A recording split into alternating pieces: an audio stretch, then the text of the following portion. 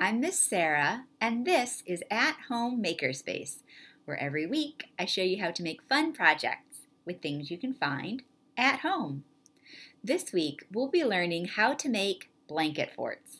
Not only is building a blanket fort a fun activity to do indoors during the winter, but a blanket fort also makes a really cozy reading spot, which is perfect because this week we launch our WinterREAD program. Our WinterREAD program is sort of like our summer read program, but in the winter. To participate, you can head over to our website, findlaylibrary.readsquared.com, or you can pick up some paperwork in the library or through our curbside service. Now, back to that blanket fort. I can confirm it makes a really cozy reading spot. This is the one I ended up making. Let's see how I made it.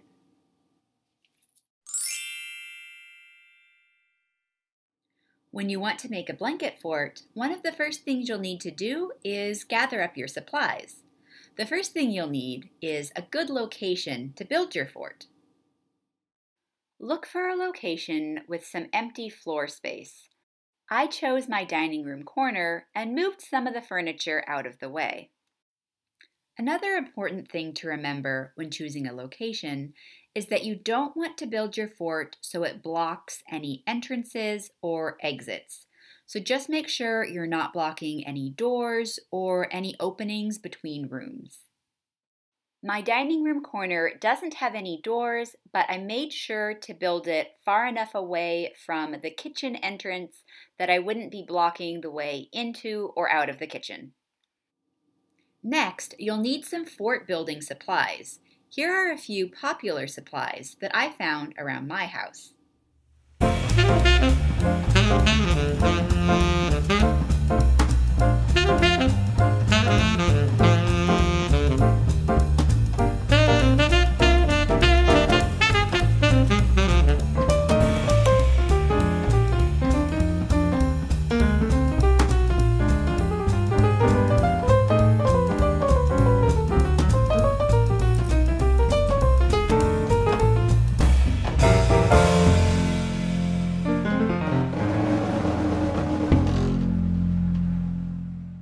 These were the supplies I had around my house, but you may have some different things at your house. So feel free to collect all the things you think could work and experiment to see what will work best.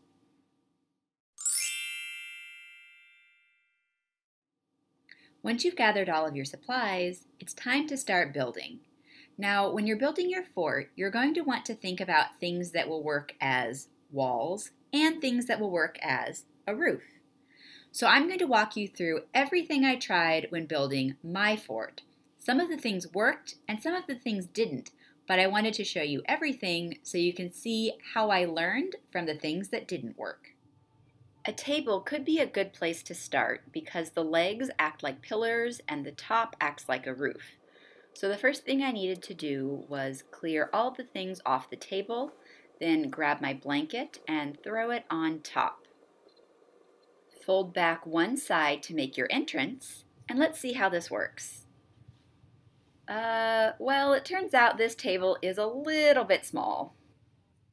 Because my dining room table is pretty small, my fort ended up being pretty small. If you have a larger dining room table, it might actually work really well as a base for your fort. But I had another problem with the table. Because the tabletop is made of wood, if you bumped your head on it, it was a bit painful. So I decided to try something next that was a bit softer, pillows and cushions. First, let's try some pillows like the kind you might have on your bed. I'm going to try standing them up on their side, and as you can see, they like to fall over. That's not going to work. Now let's see what happens with a couch cushion. Hey, it stands up on its own.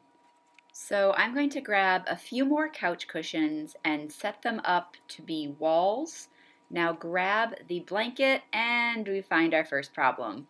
Even though the cushions are sturdier than the pillow, they still fall down pretty easily. Let's see what it's like if I crawl inside. It turns out this fort is pretty small as well. Plus, it does still fall over really easily. Let's try something else. From experimenting with the cushions, I learned that I liked placing something in those four corners and draping a blanket over top. The blanket made a really nice roof. It was much softer than the table, and I didn't have to worry about hitting my head on it. I also liked that by placing things in those four corners, you could make your fort bigger just by moving the things further apart. What didn't work so well was that the cushions kept falling over, and it would help if they were a little bit taller. So next I decided to look for something that I could place in those four corners that would be sturdier and taller. So let's try some chairs next. Chairs are a lot sturdier than cushions, so I'm going to grab 4 of them and place them in the 4 corners, with the seat of the chairs facing out. Now put your blanket on top, and you can grab some heavy books to help hold the blanket in place. Make sure to pull the blanket tight, and this will also help if you have a sagging roof. All right, let's see how it is inside. This one is a better size.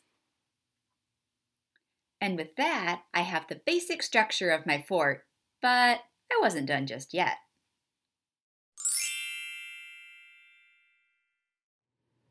When I think of a blanket fort, I think of a super soft, super cozy space. But my fort wasn't feeling very cozy yet. We should do something about that. Let's try adding some cushions and pillows and see if we can make it a little cozier. I made this chair out of pillows and cushions, and because they're all leaning against a chair or a wall, it's a lot sturdier. I added another cushion so I could stretch out more, then leaned 2 more cushions against that cushion to make some walls. And because they had something to lean against, they were a lot sturdier. Then I added some pillows for decoration. So now I had a really cozy spot to lay down. But when I tried to use the chair and sit up in my fort, well, the roof was still a little low. What I needed was something that would act like a pole and hold the sheet higher above the chair portion of my fort.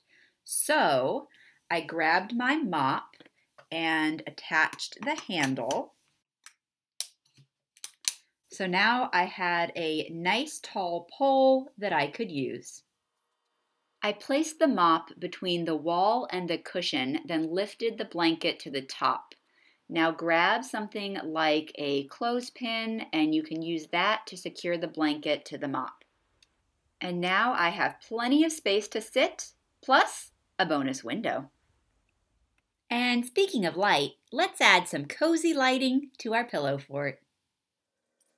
A battery-powered candle or lantern like this can be a really great option, or you can grab a string of LED lights and drape it around your fort. Make sure you use LED lights because these lights won't get hot. You can make your fort extra cozy by adding extra blankets or pillows or even some stuffed animals, and then your fort will be ready to use. So grab your favorite snack, pick out a great book to read, a fun movie to watch, or another favorite activity, and enjoy some time in your fort this winter.